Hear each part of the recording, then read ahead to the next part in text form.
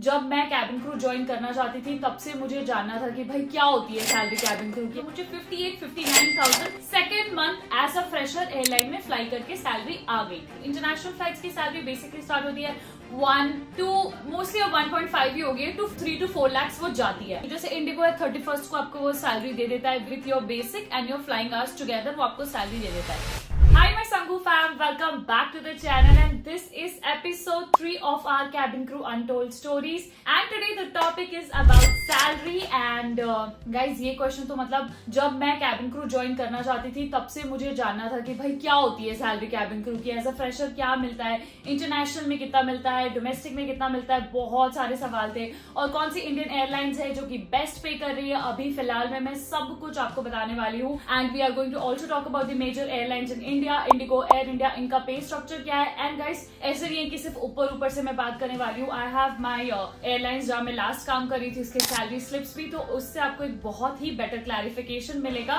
ताकि आप समझ पाएंगे कैबिन क्रू की salary. So guys let's just begin the video. So सबसे पहली चीज देखो, जो कैबिन क्रू की सैलरी होती है ना गाइस, ये बहुत इजी है पूछना क्या होती है आपकी सैलरी, बट जो कैबिन क्रू की सैलरी होती है ना, मुझे अभी तक याद नहीं कि मैंने 5 साल कैबिन क्रू में काम किया था और मुझे एक भी महीने सेम सैलरी मिली हो। हर महीने मुझे अलग सैलरी मिली है क्योंकि बहुत सारे फैक्टर्स होते हैं सैलरी डिटरमाइन करने के लिए। मैं आपको बेसिक कुछ चीजें बताऊंगी ताकि आप लेमैन लैंग्वेज में समझ सके। सो बेसिकली कैबिन क्रू की एक सैलरी होती है, हम जब फ्लाई करते हैं तो हम आवर्स बनाते हैं। For example I am going to Delhi to Goa, it's 2.5 hour flight, तो वो 2.5 आवर मैंने काम किया, ठीक है। So that adds to my work. So for example I am on a 50 hour contract, ठीक है, 50 घंटे का मेरा एक कॉन्ट्रैक्ट है जिसके लिए मुझे बेसिक पे मिल रहा है 30,000, ठीक है। Initially when I joined in 2019 my airline was paying me 30K for 50,000 salary. तो फॉर एग्जांपल ये मेरा बेसिक पे हो गया। अब उस 50 आवर्स से ज्यादा अगर मैंने और 10 आवर्स 20 आवर्स बनाए तो उसका भी जो फ्लाइंग अलाउंस है वो ऐड होता जाएगा। It could be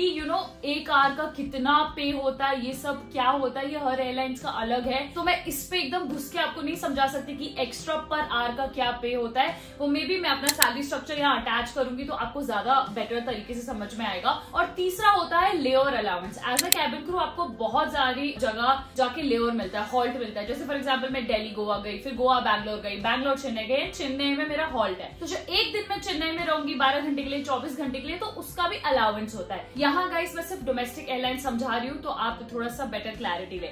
so basically your salary is structure of your basic pay, flying allowance and layover allowance. इन तीनों से जुड़ के आपको सैलरी मिलती है। नाउ फॉर एग्जाम्पल जब मैंने 2019 में इंडिगो ज्वाइन किया था तब मुझे फर्स्ट महीने एज सच आवर्स मैंने नहीं बनाए थे। अब देखो जो 50 घंटे बेसिक आवर्स है, अगर आप वो बनाओ या नहीं बनाओ, मोस्टली एयरलाइंस आपको आपकी बेसिक सैलरी देगी। तो उस महीने मैंने ज्यादा कुछ नहीं बनाया था, इनफैक्ट अपने 50 आवर्स से बेसिक से भी कम बनाया था।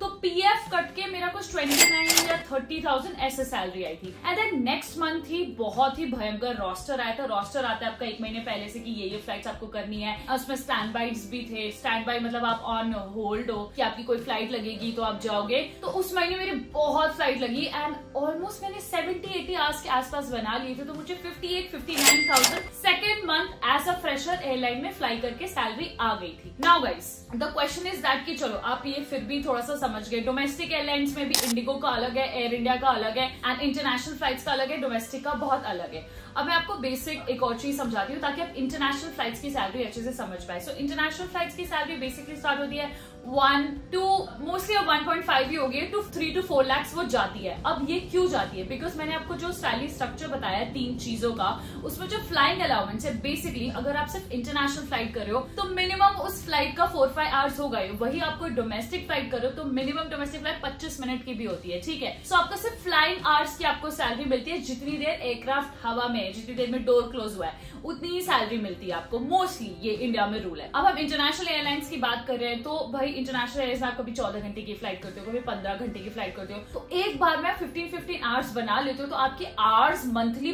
बहुत ज्यादा हो जाते हैं। तो जैसा मैंने आपको बताया कि आपके आवर्स और आपकी लेवर से बहुत फर्क पड़ता है आपकी सैलरी पे। तो फॉर एग्जाम्पल कोई इंटरनेशनल एयरलाइन है, अभी आपने उनका बेसिक पे 1.5 लाख है, उतने आवर्स में आपने और फ्लाइट्स करी और लेवर्स किया, तो लेवर्स अलाउंस आपका अलग से आया जो पर लेवर आता है, उसके बाद एक्स्ट्रा फ्लाइंग अलाउंस आया। So that's how the salary structure is made. अब आपका ये भी सवाल हो सकता है कि कौन सी एयरलाइन इंडिया में बेस्ट सैलरी देती है। अब इसके लिए भी बहुत सारी चीजें अंदर आती है जो आपको समझनी पड़ेगी। So salary wise let's take example of IndiGo and Air India. And जो इंडिगो एयरलाइन है गाइस, वो बहुत ज्यादा डोमेस्टिक फ्लाइट्स ऑपरेट करती है क्योंकि इनके पास जो एयरक्राफ्ट है वो एयरबस है। इंटरनेशनल भी काफी ज्यादा कवर करने लगी है कंपेरेटिवली। 2 साल से उनके काफी इंटरनेशनल डेस्टिनेशंस आ गए हैं। बट देखो गाइस, मेन जो इंडिगो का जो कवरेज है वो डोमेस्टिक फ्लाइट्स के लिए, ठीक है। तो अगर आप डोमेस्टिक फ्लाइट्स कर रहे हो तो मैंने जो आपको आवर्स वाली बात थोड़ी देर पहले समझाई थी कि आप जितने आवर्स, सिंपल रख लो ये लाइन, कि आप जितने आवर्स बना रहे हो उतनी आप सैलरी कमा रहे हो, ठीक है। तो अगर आप डोमेस्टिक एयरलाइंस में जाओगे तो मैक्सिमम अगर आप सिर्फ इंडिया में ट्रैवल करो, इंडिगो का भी इंटरनेशनल वाला पार्ट हटा दो,